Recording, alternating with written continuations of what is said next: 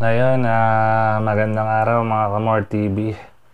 So ayan, malapit tayong pumunta ng Baguio. So nagpe-prepare na tayo, no? So ito yung in-sponsoran ni Kuya, si All Is Well TV. Ang Gerelic Shark Helmet Intercom. So yun guys, no? 4 ang binili. So yung 3 na buksan na namin. So para sa inyo guys, tinira ko tong isa. I-unbox natin tong isang Gerelic Shark Helmet Intercom. Okay. So buksan na natin. Ayan guys. Lalagay ko sa description yung link ng pinag-orderan namin ito. No? Lazada nga pala namin ito nabili. Sa Lazada. So yun, bubungad sa atin tong thank you for purchasing our products. So yan. Gerelic. Sa Lazada na yung nabili yan. So, kailangan namin kasi sa ride sa amin to pa Baguio. Kasi boring pagka walang kausap. Antukin pa naman ako. Ayan, dito malalaman sa likod. Kasi ang Shark at saka Shark Pro almost the same eh. So, dito mo siya malalaman sa likod kung Shark Pro siya. So, yan, Shark Pro. Okay? Kasi ang Shark lang is hanggang 2 riders lang ang pwede mag-connect doon. So, yung driver at saka yung back ride niya ang pwedeng gumamit doon. O, pwedeng 2 rider lang din. So, yung guys, sa box niya, ayun, nakasulat dito is 1.2 kilometer range. Malayo-layo na yan guys, 1.2. Actually guys, itong before itong video na to, no, kahapon pa, tinest na namin ni Kuya. So, ilalagay ko na lang sa dulo ng video yung pupunta kami ng Pasay. Multi-rider communication. So, maraming rider. Pwedeng connect hanggang 8 riders. Meron siyang music sharing. Merong FM radio. May voice control ba? May voice control. Ngayon ko lang nalaman to, no? Tapos, auto answer. Siguro pag may tumatawag sa'yo, no? Pwedeng mag-auto answer na. Siguro kung di mo siya sinasagot within 5 rings, siguro matik iaangat niya na yung call. Tapos connection with 2 devices. Ano itong connection with 2 devices? Hanggang 8 to eh. Ay, baka ito yung Shark lang. Wala sa Pro. Meron siyang IP65 waterproof. So, splash proof na siya, no? Then, supports third-party intercom. Kahit ibang intercom, pwede siyang i-connect. Tapos, CBC noise reduction. Actually, guys, quick review lang to. Hanggang i-connect lang natin siya sa isang, intercom. Yung iba kasi, inaaral pa natin. Hindi pa natin kabisado. So, yun lang yung nasa box. Yan. May Gerelic dito. Tapos mga precautionary measure sa likod. Ayan. Okay. So, buksan natin kung ano yung nasa box. Set aside muna natin itong plastic dito. So, pagkuha niyan, ayan, i-slide mo lang. Ayan. Bukas na siya. Tapos, ayan. Sa pagbukas mo, bubungad agad itong intercom. Eto, may nakatago dito. So, tingnan muna natin kung anong mga laman sa loob. Baba muna natin itong ibang intercom natin. Bali, 4 yan lahat. So, yung isa na-reserve ko talaga para sa inyo, mga Kamor TV. So, yun. Eto na. This is the moment we have been waiting for. So, yun.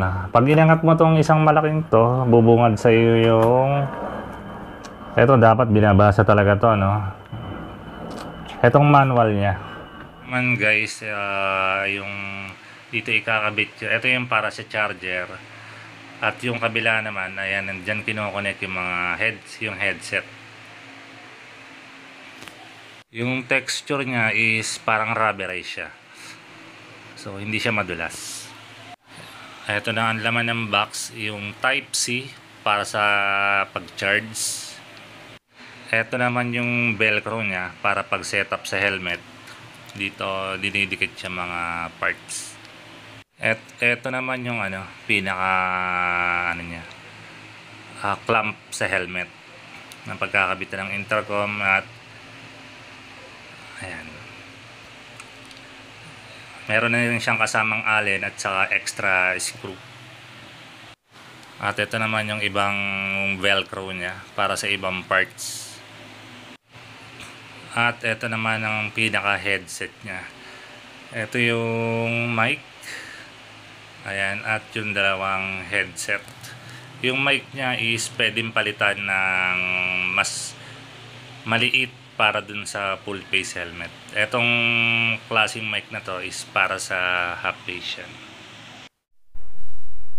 Okay guys, nakabit na natin yung sa helmet natin, yung Gearelec Shark Pro.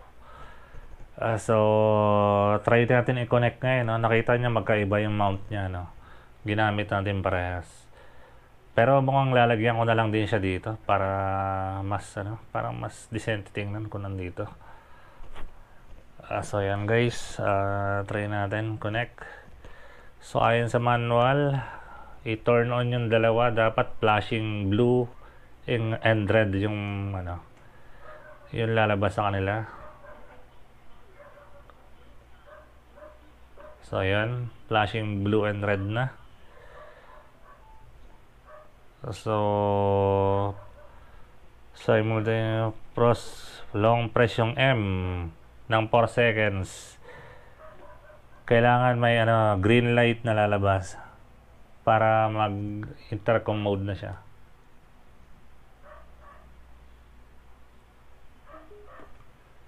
So yun, nakita nyo flashing green light na siya parehas. Next step is press M again. Okay, press M.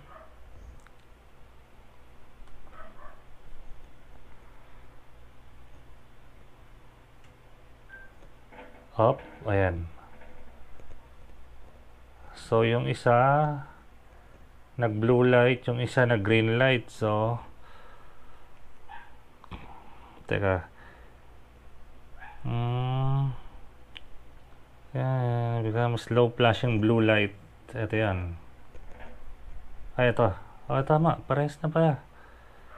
Oh yan, parehas na sila nagpa-flashing blue light. Oh yan, okay. Tapos okay, press A or B to yung on to start communication.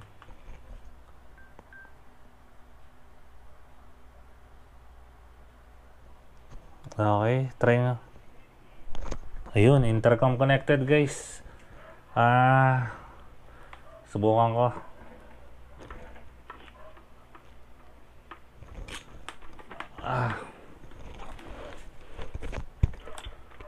Subukan natin guys kung maririnig nyo. Hello? Hello? Hello, hello? Hello? May teka. Ayan guys. Okay, rinig. Okay.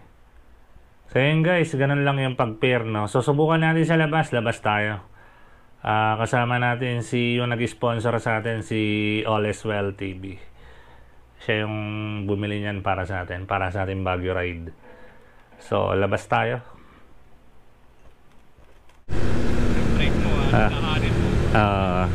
Ayun guys, nandito na tayo sa C5, no?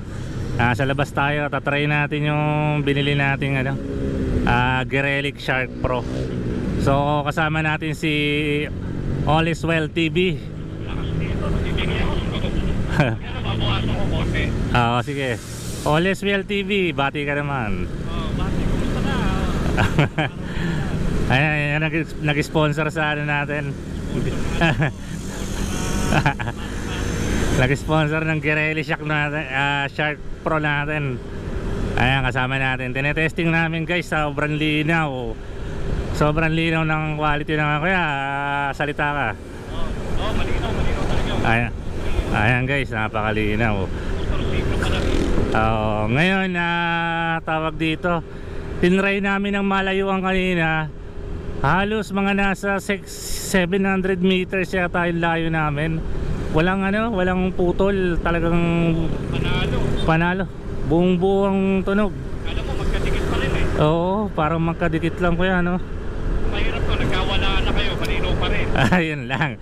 Oo, nasa Pasay na ako, ikaw nasa Taguig pa lang, no? Oo, nakauwi na ako.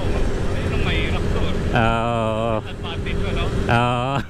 Hindi, okay nga yun. Maganda may warning eh. Pag nawawala ka, ibig sabihin lumalayo ka na. Oo, ganun talaga.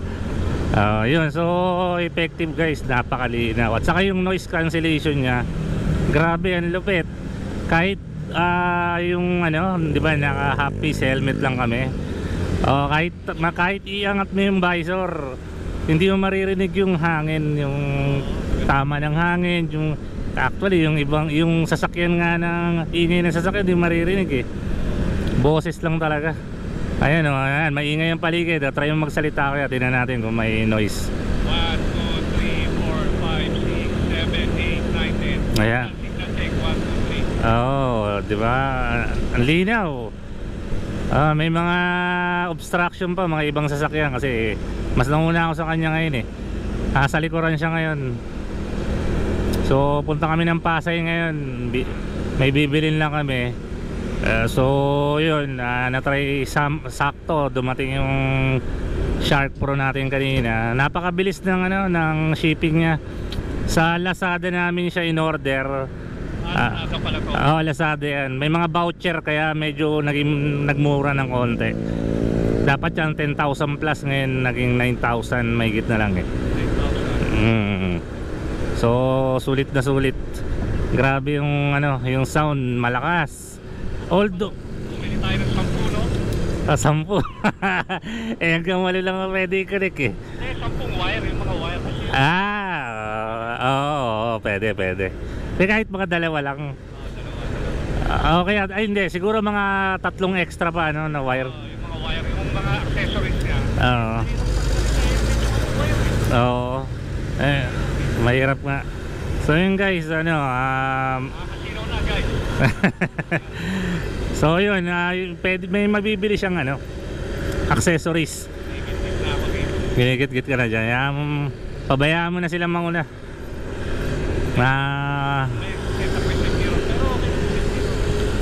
Okay lang. Sige. Ganda, no? Lalo na siguro kung 4 tayo bumibiyahe, no? Sarap magkwentuhan ito. Kaso yung kwentuhan nakatutok sa mamaya wala nang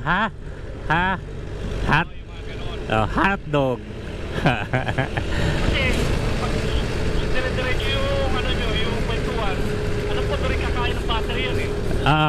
Doon nga siya kumakain ng battery.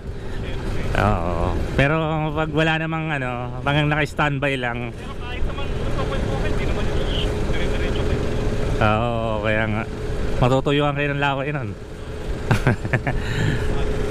Pagod din nakakapagod sa pangayon. Pero exercise sa pangayan. Sakit na araw talaga. Sakit sa bangs. Yun, sige guys, yun lang, no. Papakita ko rin sa video kung paano namin sinetap, tsaka content tutorial kung paano i-pair. So yun guys, kung nagustuhan nyo tong video na to, pa-like naman, tsaka malakas lang yung daliri mo dito. bakit? Hindi mo matatanggal sa Ayo. Yun lang ang disadvantage, ang hirap niyang tanggalin. Matikit eh. Oo, Yung diklip talaga. yung diklip okay lang, no?